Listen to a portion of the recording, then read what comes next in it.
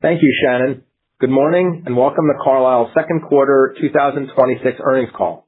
With me on the call this morning is our Chief Executive Officer, Harvey Schwartz, and our Chief Financial Officer, Justin Plouffe. Earlier this morning, we issued a press release and a detailed earnings presentation, which is available on our investor relations website. This call is being webcast and a replay will be available. We will refer to certain non-GAAP financial measures during today's call. These measures should not be considered in isolation from or as a substitute for measures prepared in accordance with generally accepted accounting principles. We have provided reconciliation of these measures to GAAP in our earnings release to the extent reasonably available. Any forward-looking statements made today do not guarantee future performance, and undue reliance should not be placed on them. These statements are based on current management expectations and involve inherent risks and uncertainties, including those identified in the Risk Factors section of our annual report on Form 10-K that could cause actual results to differ materially from those indicated. Carlyle assumes no obligation to update any forward-looking statements at any time. In order to ensure participation by everyone on the line today, please limit yourself to one question and return to the queue for any additional follow-ups. With that, let me turn the call over to our Chief Executive Officer, Harvey Schwartz. Thanks, Dan. Good morning, everyone, and thank you for joining us. We delivered an outstanding second quarter with record results across our diversified global platform. Our momentum is a result of disciplined execution, focusing on investment performance, and delivering on our strategic plan. Highlights in the quarter include our highest level of distributed earnings in nearly 4 years at $472 million, which includes record distributable earnings in both Carlyle AlpInvest and Global Credit. Record FRE of $358 million, up 11% year over year, driven by record fee-related performance revenue and record capital markets fees. Net realized performance revenues increased more than fivefold from last quarter, and another strong quarter of inflows with nearly $17 billion. Our fundraising momentum is exceptional, with $56 billion of inflows over the last 12 months, a 10% increase from the prior year. All of this drove AUM to a record $485 billion. As we enter our fundraising supercycle, we've already attracted $30 billion of organic inflows in the first half of 2026, another firm record. In Carlyle AlpInvest, our strong start to the year continued with another $5 billion of inflows in the second quarter, including a final close of our single asset secondary strategy, capital for our portfolio finance strategy, and continued growth in our evergreen wealth solutions. In global private equity, this quarter was exceptionally busy. We raised an anchor commitment of $5 billion towards the first close of our U.S. buyout fund, and we've officially launched marketing for this strategy. We launched a dedicated defense and industrials platform and announced its first transaction, the acquisition of Secturion Systems, an NSA-certified hardware data encryption provider. I'll give you more detail in a moment, but we also continue to be an industry leader in realizations. And in global credit, we attracted $6 billion in inflows, with solid activity in structured credit, asset-backed finance, and flow reinsurance. Looking forward, we expect to have nearly all of our core strategies in the market raising capital over the next few years. This will support accelerating revenue and earnings across our platform, underpinning our conviction in our 3-year strategic plan. Let me pivot to realizations. As I mentioned, Carlyle remains an industry leader and an outperformer in returning capital to our clients. We returned nearly $7 billion to our clients this quarter and $37 billion over the past year. Second quarter realizations were strong and diversified across asset classes and geographies. These include realizations in U.S. and Japan buyout, financial services, real estate, opportunistic credit, and aviation, among others. In our largest private equity strategy, U.S. buyout, we've returned 23% of its fair value to investors over the last 12 months. I want to underscore that this is more than twice the current industry average, and also more than the long-term average for capital return of 20% for the industry. Lastly, our global forward pipeline is similarly strong, with several announced transactions already closed in July or expected to close over the next few quarters. Shifting to deployment, we invested $14 billion this quarter, including several significant transactions in corporate private equity. Cerventis, the coatings business, carve-out from BASF, MAI Capital, an RIA and wealth management firm, and Sukiko, a Japanese construction company. Those transactions and the capital raised for U.S. buyout helped generate record U.S. capital market fees of more than $100 million. This is a direct result of repositioning the capital markets business 3 years ago to capture a higher level of transaction fees across the platform. Again, these fees are high quality and very low risk earnings. In wealth and retirement, we continue to see strong momentum across the platform and are generating strong net inflows led by Carlyle AlpInvest. We generated over $7 billion in gross sales across Evergreen Wealth over the past year, driving AUM in these strategies to a record $20 billion. That's up more than 60% year over year. I'll now finish with a few thoughts on the macro backdrop. The market and U.S. economy continue to display a remarkable degree of resilience in the face of the war in the Middle East. Significant pressure on energy markets, stubborn inflation, and increasing public market volatility related to questions around AI. When we look at our proprietary data, largely KPIs rolled up each month across our nearly 300 portfolio companies, we see a U.S. economy that continues to expand at annual rates of 2 to 2.5% in real terms, with 6% annual growth in corporate revenues. While there are some pockets of stress from the Hormuz-related price shock, U.S. consumption continues to grow at an impressive rate overall. Outside of the U.S., the positive effects of the AI CapEx boom are visible across Asia, and reality seems better than market perceptions in Europe. The energy impact is real, but so too are the defense and infrastructure-related industrial orders, which made a meaningful contribution to growth in recent months. All these near-term market dynamics continue to support the longer-term considerations that drive the need for capital investment around the world. National security issues, including defense spending, energy security, data security, and an urgent focus on economic growth across the industrials and healthcare sectors are driving the demand for durable capital across the globe. This longer-term macro landscape maps directly to where Carlyle is positioned to lead and deliver. As you've heard me say before, the demand for private capital continues to grow and is growing in areas where Carlyle has built deep sector expertise for decades. With that, let me turn the call over to Justin. Thanks, Harvey, and good morning, everyone. As Harvey mentioned, we had a strong second quarter with results that reflect the continued operating momentum and diversification across our platform. We generated distributable earnings of $472 million in the second quarter, or $1.07 per share.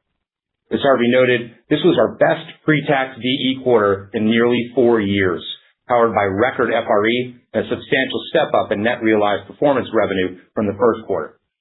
Fee-related earnings were a record $358 million, up 11% year-over-year at a 47% margin. In the second quarter, fund management fees were $560 million, up 3% from the first quarter. Carlyle AlpInvest management fees increased 10% year-to-date as we are benefiting from strong momentum across that segment. Transaction fees were a record $111 million, more than double the level a year ago and up more than 30% year-to-date. As we've said, capital markets revenues are a natural extension of the activity happening across the firm, and you're continuing to see that accelerate as our momentum continues across businesses. Fee-related performance revenues were a record $89 million in the quarter, more than double last year's second quarter, and were driven by continued strength in our evergreen strategies, notably in Carlyle AlpInvest and asset-backed finance within global credit. Turning now to inflows, we had another very strong quarter, raising $16.8 billion with solid activity across all three segments.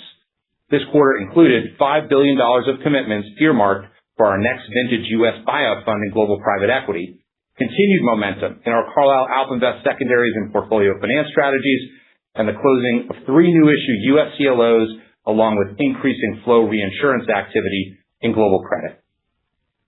Turning now to the segments, Carlyle AlpInvest delivered record distributable earnings of $96 million in the quarter, and fee-related earnings of $87 million were up 27% compared to the second quarter of 2025. Total AUM at Carlyle AlpInvest reached $112 billion, up 16% year-over-year, with $4.5 billion of inflows driven by our secondaries and portfolio finance strategies, as well as continued inflows into our evergreen strategies. Our second vintage single asset secondary strategy closed at 4 times larger than its predecessor fund. Shifting to global credit, we also delivered record distributable earnings of $158 million, up more than 30% year over year. Fee-related earnings of $138 million were also a record, nearly 25% higher than the prior record set in the second quarter of 2025. That growth was driven by record transaction fees of $93 million and record fee-related performance revenue of $54 million, nearly twice the level of a year ago. Total AUM in global credit was $211 billion, up 4% year over year, and inflows for the last 12 months totaled $25 billion. Deployment was $7 billion in the quarter, led by our U.S. liquid credit, direct lending, and opportunistic credit strategies. Credit quality across the portfolio remains strong, and the diversification we've built continues to position this business to perform through market cycles. We also announced in global credit, alongside Fortitude Re, a second block reinsurance transaction with Unum. The transaction is expected to close later this year, and upon closing, should add more than $5 billion to global credit AUM. In global private equity, fee-related earnings were $134 million, and distributable earnings were $219 million. DE rose nearly 50% sequentially on a significant increase in net realized performance revenue. Realized proceeds were $3.9 billion in the quarter and over $20 billion for the last 12 months, reflecting our continued prioritization of returning capital to fund investors. As Harvey noted, our U.S. buyout strategy has returned capital at more than double the industry rate over the past year. In the second quarter, our realized net performance revenues were driven by Japan buyout and our 6th U.S. buyout fund.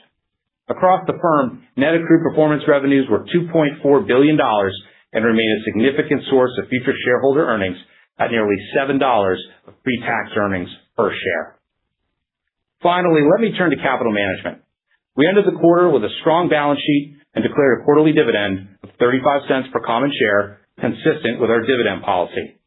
We saw a very attractive opportunity to repurchase CG shares during the quarter. We were active buyers, deploying a record $304 million to repurchase or withhold 6.7 million shares.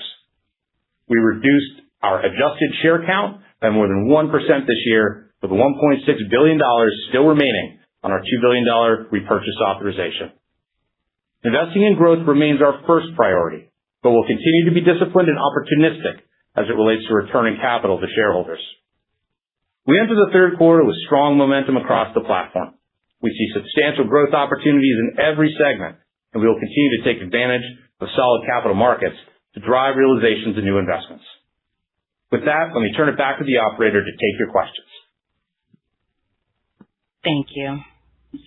As a reminder, to ask a question, please press star 11 on your telephone and wait for your name to be announced. To withdraw your question, please press star 11 again. Please stand by while we compile the Q&A roster. Our first question comes from the line of Steven Chubak with Wolfe Research. Your line is now open. Hi, good morning, Harvey and Justin. Thanks for taking my question. Hey, good morning, Steven. Was hoping to drill down into the fundraising outlook. You've had a strong start to the year, $30 billion raised in the first half, tracking up about 8% year on year. Can you remind us which funds will be in the market in the back half and how that informs the outlook for both fundraising as well as management fee growth in the second half? Yeah, we had a great first half in fundraising, one of the best halves we've ever had in terms of organic inflows. And it's really across many different strategies. As you know, we're entering the super cycle in the second half. We really just started that. So in the quarter, $5 billion earmarked for U.S. buyout will also be over the next 24 months in the market with basically every single one of our flagship funds in terms of secondaries, portfolio finance, credit opportunities, and obviously we have a fantastic defense and reindustrialization platform. So we really had these numbers in the first half without really leaning into the flagship strategies that are coming to market. So our momentum there is really great. And I'll call out one more thing on fundraising. Our inflows for our wealth platform were actually up more than 60% year over year. So in wealth, we're building an incredibly good platform and really see good momentum there. Any expectation just on back half fundraising and management fee growth, just given the funds that'll be in the market?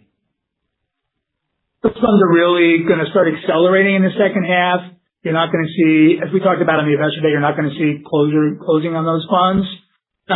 But the momentum is pretty meaningful. And as Dustin also mentioned, we also have the Unum transaction, which will close later this year. So there's already sort of $5 billion, but we're not going to give you specific guidance on quarter to quarter. There'll be timing issues and things like that. But the underlying message should not be confused.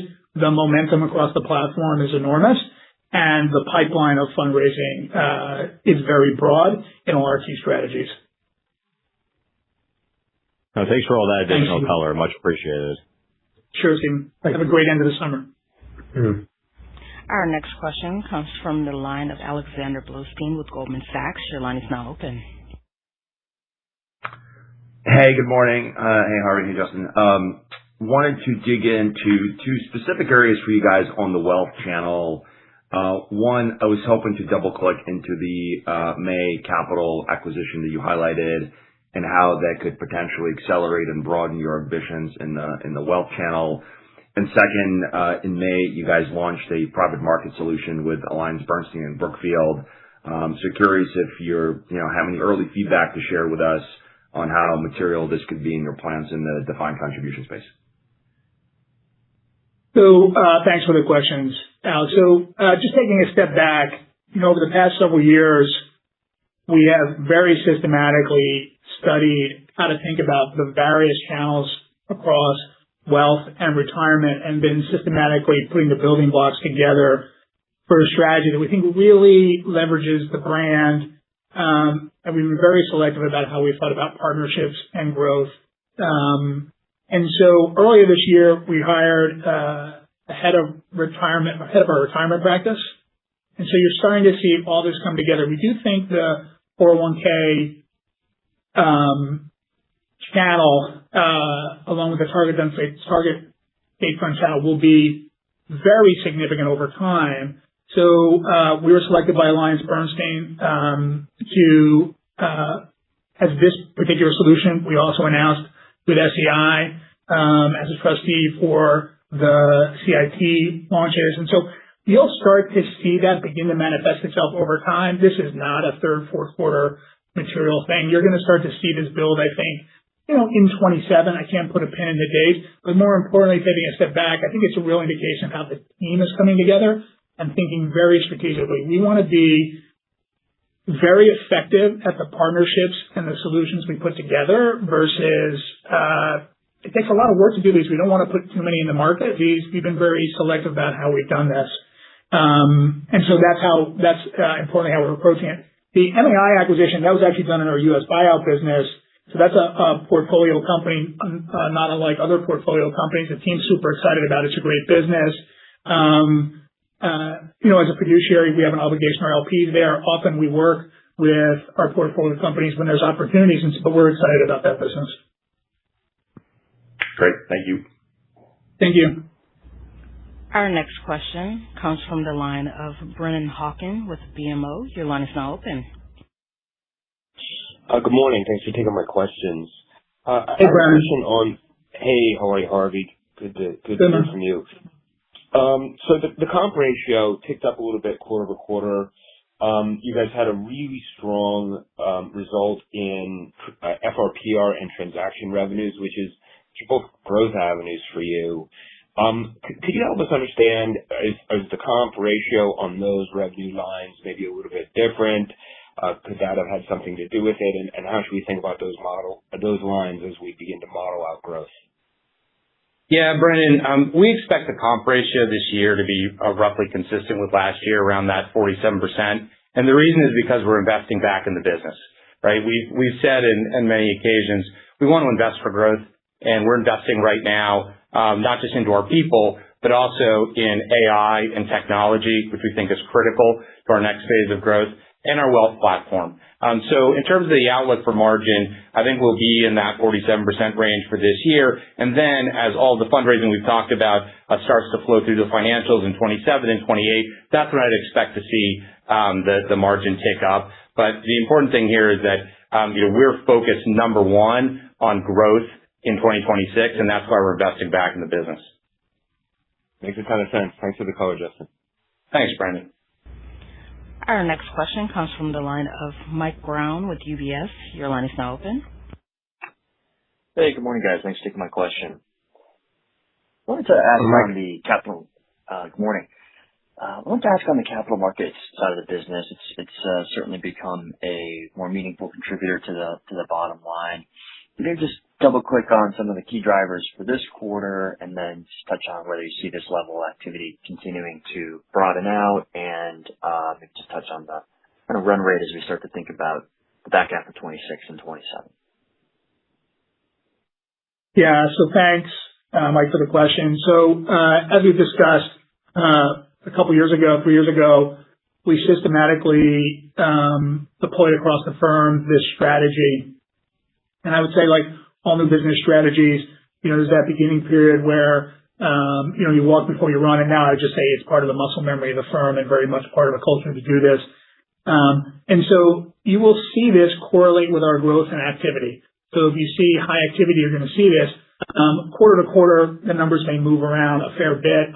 Personally, I think that's completely irrelevant. You should think about the value generation here. The business will systematically continue to grow as the firm grows and as we launch new funds, particularly as Justin says, we come into the super cycle where all the flagship funds are raising money. That all compounds. And so in a very, very positive way, it creates this enormous flywheel effect, which we expect to manifest over the next couple of years. In terms of transaction flows, this was a strong quarter. I don't expect you to see that in the third or the fourth quarter this year, but again, I think it's completely irrelevant. The more important takeaway is the momentum in this business and the fact that it's systematically part of the firm now. And then as we raise these bigger funds and you see activity, it's got this fantastic flywheel effect. Okay, very clear. Thanks for the color there, Harvey. Thanks. Our next question comes from the line of Brian Bedell with Deutsche Bank. Your line is now open. Great. Thanks. Good morning, guys. Thanks for taking my question. Hey, Brian. Hey, good morning. Let me just, if we could dive a little bit deeper on the defense and industrials platform that you're building out. Clearly, this is a really strong brand for Carlyle for quite a long time. How do you think? Maybe you could give us some context on the growth trajectory there in terms of how it fits in with the fundraising super cycles. What types of other products can you launch over the next, say, 12 to 18 months in this area? And do you foresee creating a wealth product here as well? So, let's take a big step back. And the firm, as you know, was formed in 1987, and sort of like a lot of things in life, accident of birth.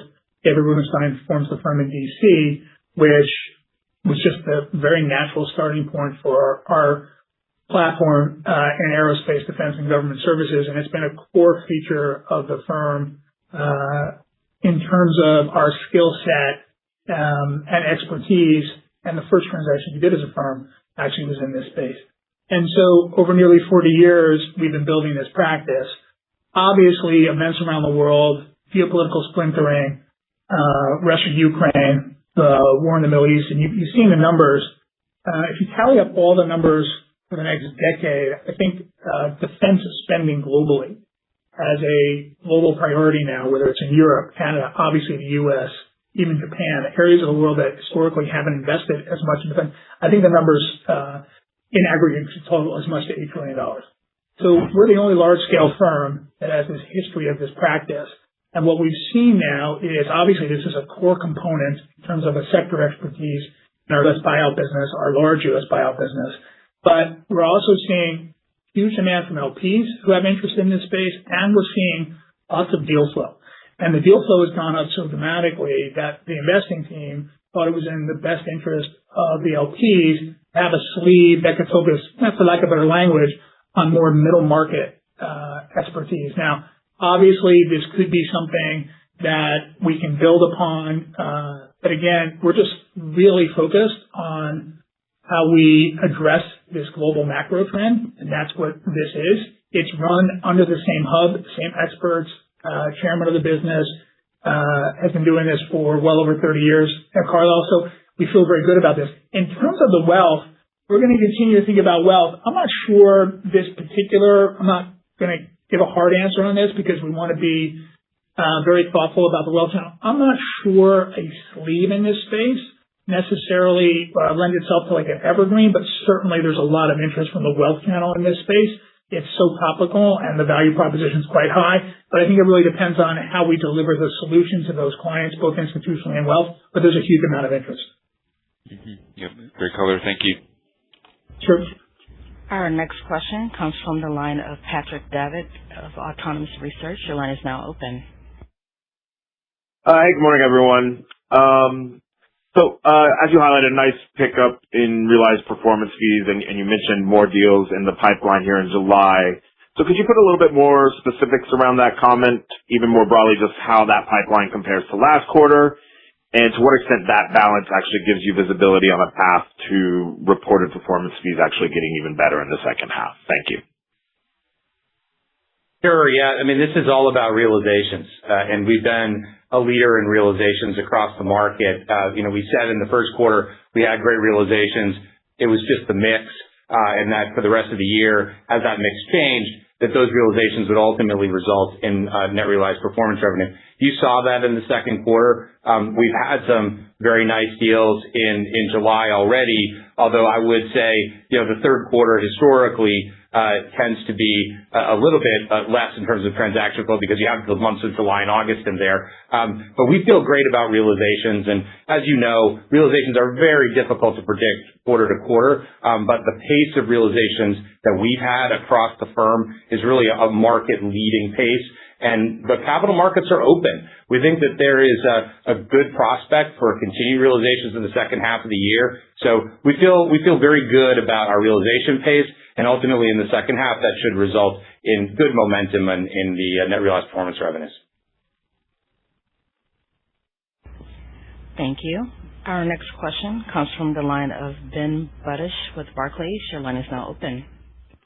Hi, good morning, and thanks for taking my question. One of the other line items that surprised in the quarter was your fee-related performance revenues. I know there's a number of evergreen funds that contribute to that line, but it seemed a bit outsized. Could you maybe just unpack a little bit the key drivers in this quarter? And I imagine, like your transaction fees, this is something that, as these funds grow, will also kind of compound over time. But any color you can give on this quarter, and maybe any sort of changing expectations we should be thinking about as we think through the next 12 to 24 months. Thank you. Sure. The big driver is really the growth of our wealth channel. As I said, our inflows year to date over 60% higher than they were last year. And that ultimately is what's going to drive that fee-related performance revenue line. There was this quarter one fund in asset-backed finance that flipped from a carry structure to a performance fee structure. So that's in there. But the big drivers here are really the continued growth of the wealth platform and specifically the AlpInvest business. I mean, we've seen just tremendous demand for our AlpInvest wealth products. And as we continue to get on new platforms, as we move forward, obviously with our private equity solution, CPEP, which is also getting on a number of new platforms, then I would expect that line item to continue to grow at a very nice rate. Just to double check, Justin, does that mean that the credit FRPR, all things equal, assuming continued NAV growth, that's kind of the new run rate and it steps up from here? Not necessarily. There was a small one-time in this quarter, but that credit ABF fund will now be part of the run rate going forward. So, quarter to quarter, again, very difficult to predict exactly where the performance revenues are coming out, but that fund will be in that line item, and all the demand we're seeing in wealth, that's gonna move that line item up over time as we go into 27. Great, very helpful. Thank you. Our next question is from the line of Devin Ryan of Citizens Bank. Your line is now open. Thanks. Good morning, Harvey and Justin. Thanks for taking the question. Question directly on AlpInvest and coming off of another great quarter of FRE there.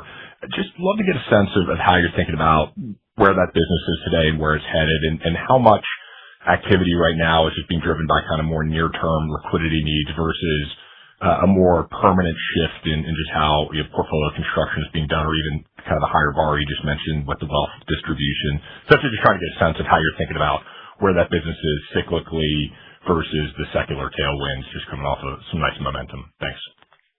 Yeah. Well, thanks for the question. I think you kind of nailed it with the cyclical and the secular, because clearly there's a cyclical tailwind.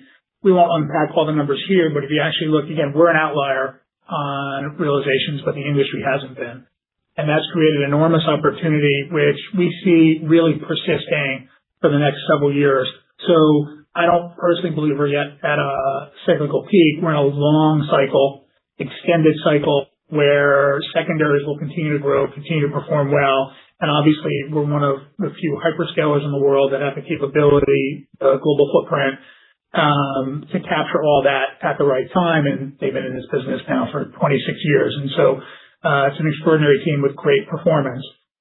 I think that there's a secular shift here, which we've talked about before, which is really about how these businesses are truly now corporate finance solutions providers.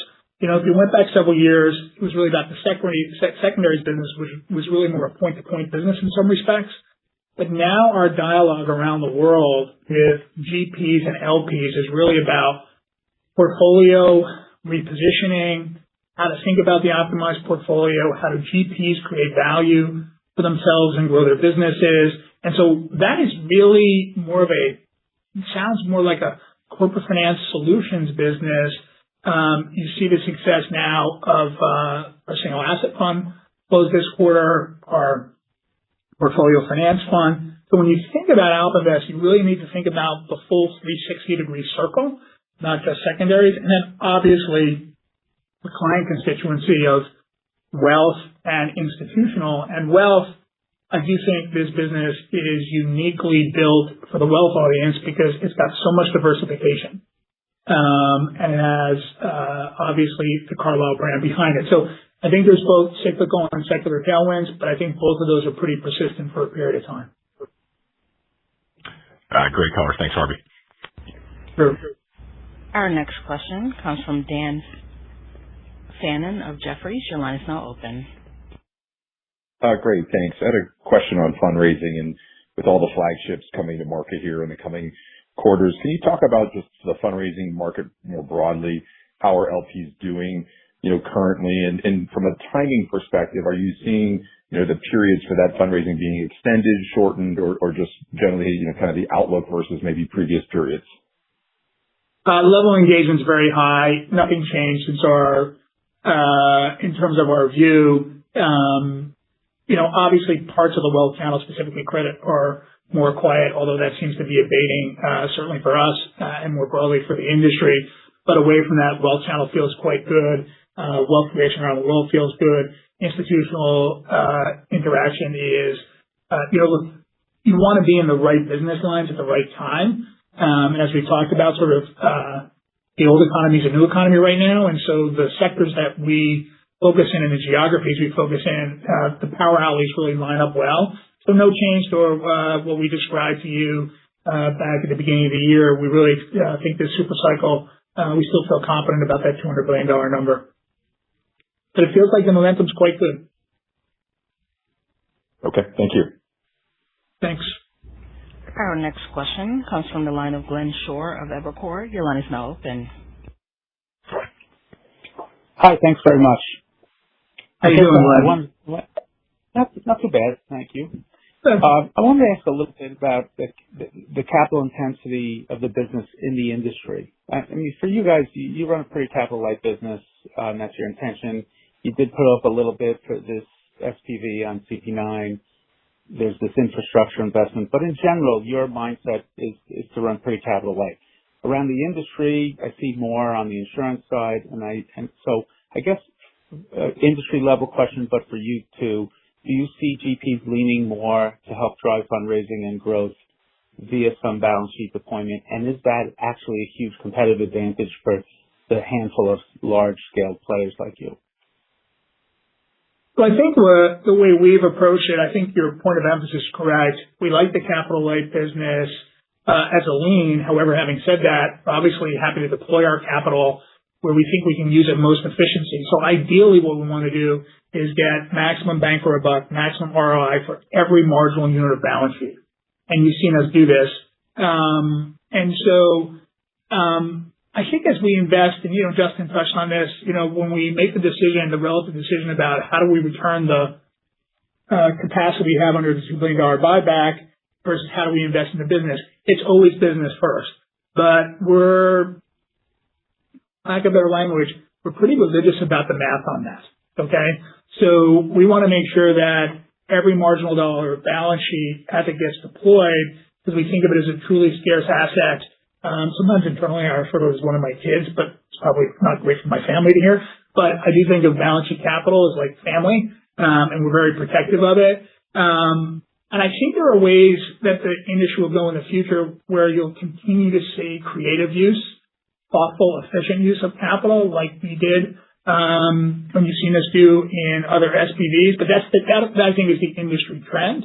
I think everybody wants to be efficient. But there's lots of different models out there, and some that are very balance sheet heavy can be hugely successful as well. But this is the path we're on for now. Thanks, Harvey. Our next question comes from the line of Michael Cyprys of Morgan Stanley. Your line is now open. Hey, good morning. Thanks for taking the question. I wanted to circle back to one of your earlier comments about reinvesting back in the business. One of the areas you called out was AI and technology-related investments. I was hoping you could unpack that a bit more. I'm curious where AI is having the most measurable financial impact on the business today, and if you could touch upon how you're redesigning workflows and how you expect the financial impact to progress over the next couple of years. So I'll give you the big picture on that. We're 2,500 people at Carlyle. Maybe the precise count is 2,600, but we're roughly 2,500 people across today. But obviously, across our portfolio companies, we have 750,000 employees. We're one of the largest employers in the world across aerospace, defense, government services, healthcare, financial services, industrials, et cetera, globally. And so from our perspective, the way we think about data science, AI, and technology is maybe overly simplified two ways. One is, how can we work with all of our portfolio companies to make sure that they're completely enabled and have access to all the resources around the world so that those CEOs, those management teams can deploy technology in the most efficient way, and they obviously have the flexibility to do that, and we work very closely with them on that across the global platform. Internally at Carlyle, and the reason I started out with the 2,500 employees is because really for us, this is not about, we're not a large organization, a large bank with, 100, 200, 300,000 people where we're trying to think of, how can we reduce headcount by 10%? That's not how we're approaching this. The way we're thinking about data science is, how can we use this data science as it continues to evolve to run our business more effectively, have better investment outcomes? How can we help our teams make the best choices? By the way, that's how do our investment teams work? How do we run Carlyle? So that's how we're thinking about it at a very high level. I won't go through individual use cases, but use cases are super important for all of us in the management team to really understand what we can learn from as we go through this. And so, we're investing capital in this. We're adding talent, but this is quite an important initiative for us that we think will go on for many years, because I personally think we're in the early innings of the impact data science can have across all businesses. It's probably going to take longer than people thought originally, but some pretty exciting things to do. Thank you. Our next question comes from the line of Bart Dersky with RBC Capital Markets. Your line is now open. Great, thanks. Good morning, everyone. Wanted to ask around the insurance solution business. AUM is ticking at around 87 billion. That's flat year to date, but it will get a boost later this year from the Unum deal. So maybe just stepping back, how we should think about growth of that insurance solutions AUM over the near term beyond the Unum deal. Thanks. Sure. So the flow business has been good, steady. The block business went through a period of time where it was a little quieter, but the pipeline remains good. There was a point in time where the market sort of almost felt ultra competitive. It's still competitive, but the team is doing an excellent job in sourcing opportunities where they think they can add the most value. And so I think you're going to see continued growth, but because the pipeline's still good and the team's very focused. But I wouldn't point to say, okay, X is going to happen over the next 6 months or a year, because the business really is transaction point to transaction point. But they've been able to create really solid value consistently, and their brand as a partner, as a true partner, is pretty exceptional around the world. Great. Thanks for the color. Thank you. I would now like to hand the call back over to Daniel Harris for closing remarks. Thank you, everyone, for your time this morning. Should you have any follow-ups, please contact Investor Relations. We're happy to take your questions, and enjoy the end of the summer. We'll look forward to talking to you next quarter. This concludes today's conference. Thank you for your participation. You may now disconnect.